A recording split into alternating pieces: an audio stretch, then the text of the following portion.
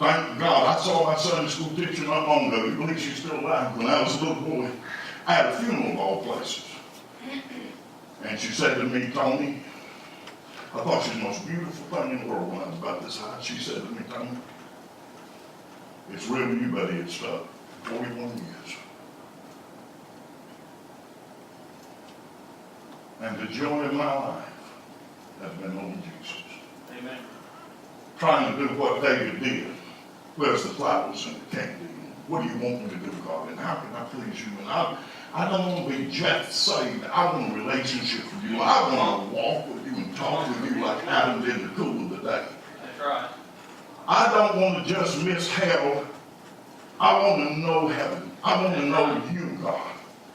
And the power of your resurrection. I want you. I want you in me, Christ.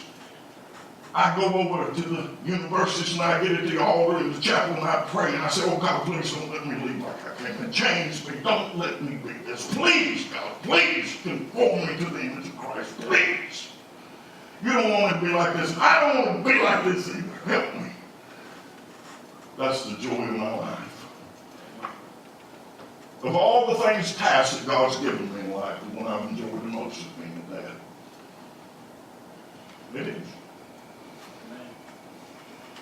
I didn't know you could love someone in this world that much until my girls. When we had children, my wife and I, we understood what it took. We set our lives aside. We'd given on God, so we wanted to obey Him, but we set our lives aside for God and to obey Him and to be parents. It didn't matter what I wanted in. It was I had 2 children, they were welcome to it. I knew I'm one Christian, but if I could raise them in the fear and admonition of the Lord, that when I was dead, if they preceded me, which God help me, I hope they do, there'd be 2 Christians in the world instead of 1. Amen.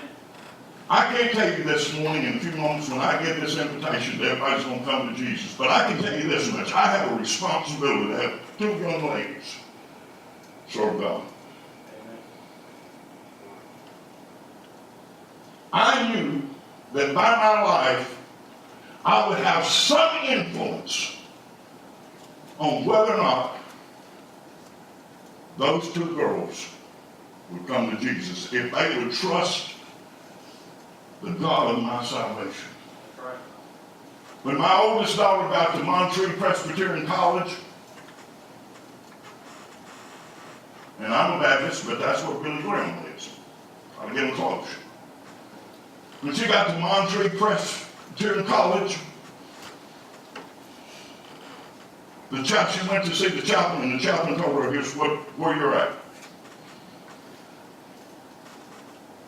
You've accepted Christ. You know your parents' faith. Your daddy was a pastor. You know your daddy's faith. But here's what it's coming down to. And you're going to have to choose God for you. You're going to have to make Jesus the Lord of your life. You can't operate off of daddy anymore. He's going to have to be your God. That's right. You're going to have to trust Him. You have to make your faith your own. That's right. Not daddy's faith, but your faith. That's right. Both of my girls got saved when they were young. I didn't press them to get saved. They just wanted to come to Jesus. I had a brain. I never had to tell my girls when they were trying to get up and go to church. Sometimes when they were too sick to go, I said to them, girls, you're too sick to go. You're going to have to stay here. You can't go. I have to stay home. They were too sick to be there. And I told them, it's all right. God's here. He understands. He's not asking me. I'm not crazy, friend, and I'm not going to act crazy with your approval.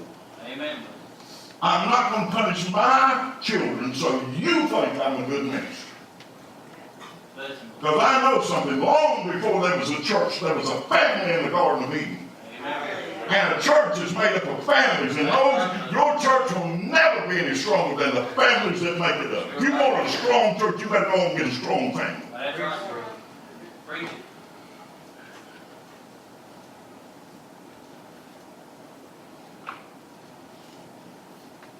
You're going to influence. You can influence them. You can drive them to the bed. You can have the attitude, you're going to do what I say, or you can have the attitude, listen, I told my girl, I said, listen, one day you girls grow up and you'll be grown in there later. I tell them to come home at 10 o'clock and they'll ask me.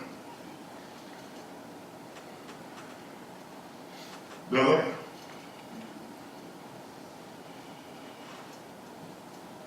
They're out there living on their own, doing everything, you know, they don't have to answer me. Me being their daddy doesn't give them automatic rights to go over them. But I told them this and this, God. So listen, God has certain expectations of me, and I won't serve God. And this is what it is. As long as you need my financial or emotional support, as long as I'm responsible, as long as you're in my home, and this is your home, as long as I have a place to live, you'll always have a place to live. I don't care what happens. And if this is not the place where I'm at, that'll be your home, always. If you get married, and I tried to teach you how to choose, but I'm not going to teach you something, but if you choose wrong and you need to come home, you come home.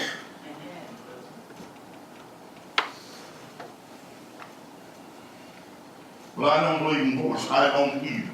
And neither do I believe in battery. And I believe in battery a whole lot less than I believe in divorce. Amen. Amen. Amen. Preach. But I said, as long as you live in my house, I'm responsible. I have to answer to God. You understand me? And this is what we're going to do.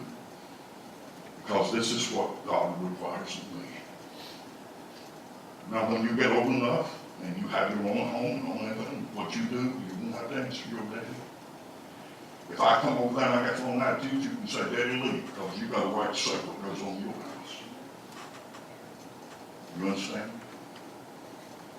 You don't owe me anything for raising you. You didn't ask to be born, I asked for you to be born. I'm not going to stand around here and tell you all the things I did for you growing up like I got a bill for you. You wasn't a burden. You've always been a blessing. You don't owe me anything, anytime, anywhere. And as long as I live, if I've got, you got.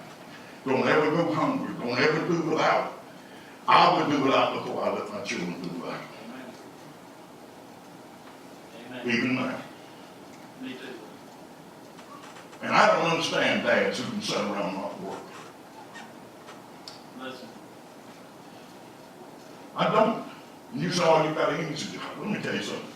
There were times when I pastored when my children were young and I needed the money. I drove a truck. And when I drove as much as 72 hours with not a bit of sleep. And when I got there, I had to unload the truck. And I'd grab dressers and furniture and weigh something like 475 pounds and jerk it around. I'm an old man that's been injured. I'm in chronic pain. I'll still outwork you. You won't try it. And if I don't, they'll bury me because I'll be laying on the ground dead. You determined? I'm not determined to be tougher than you. The only thing you have to tell me is my children's in need and get beside me. But you better be in ready for the ride. Amen. Amen. Do you understand me? It'd probably kill me, but I could at least get one truck unloaded to see that my children ain't today. That's right. Your children are at your mercy. And if you can watch your children go and do without and sit on the couch and watch television, let me tell you about you. Not only do you not know Christ, because he said this, if a man doesn't provide for his family, that's protection, food, shelter, whatever they need. He is worse than an infidel, an atheist, and he denies the faith, which means he denies my very existence. Not only do you not know God, because of what the Bible said, you don't have a heart. You are heartless, you are cold, you are callous.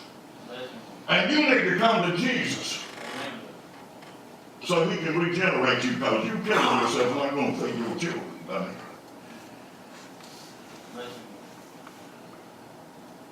Do you understand me? There's no man who is a man who wouldn't crawl, scramble, pool, die trying to get up Mount Everest to see that his children made it. Amen.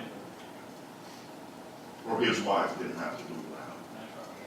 That's The most horrible thing you could do to a man is capture him, put him in a prison like they did men at the Holocaust, and make them stand there and watch their family slaughtered to death. That's the most horrible death a man could die. right. Do you understand me? The most horrible thing that could ever happen was for God is to sit in heaven knowing his only begotten son was dying on the cross and not respond. And he didn't respond because he loved us, and that was the only way he could save us. And Jesus wanted to share his Father with us. And the only way he could do that, he wasn't selfish or he'd have kept him for himself. He's the only begotten Son of God. He's eternal like his Father. He is God. And he could have kept him all to himself, but he's so wonderful that he wanted to share his wonderful Father with us. And you listen to me. Who can make all things new, including you and me and our black, ungodly, selfish, don't care about anybody but ourselves heart. I've been there, friend. You don't have to tell me about sorry and low down. I was born sorry and low down. Only good thing that ever happened to me was Jesus, and then everything good started happening. Amen. Don't feel like I'm condemning you. I'm telling you, I've been in the ditch with you. Yeah. I've been there, brother. I'm glad Jesus saved me before I got any children. Thank God Almighty, he saved me. If I wouldn't want to be responsible. Being lost and being a parent of what happens to your kids and what you can do to your kids. By your attitude and your drunkenness and your drunkenness and smoking pot and forgiving too sorry to work and all of those things.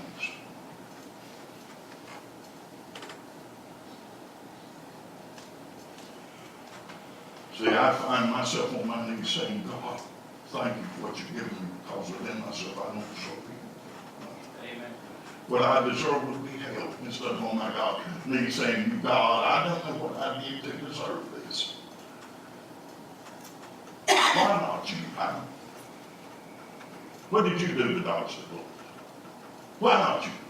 When something happens to me, I look around and say, why not me? Every time it wasn't me, it was the grace and mercy of God, and God will even get me through this. I know what it is to drink from the water of life. From the water of life is life. That's right. It is power. It is strength to go on. That's right. I know what it is to know the blood of Jesus to wash you and empower you and cleanse you and change you and redeem you and give you a heart for God. I know what it is to hate the things you used to love and love the things you used to hate. I know what change is.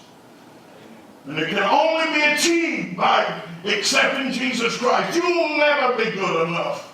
On my best day in the ministry, my very best day when the most souls were saved, I still didn't feel worthy to go to heaven. I still didn't have anything to present to God and say, let me in. Except to say, God, have mercy on me because your son died for me and he washed me and I don't deserve it, but I got it anyway. Thank you. Thank you, Lord.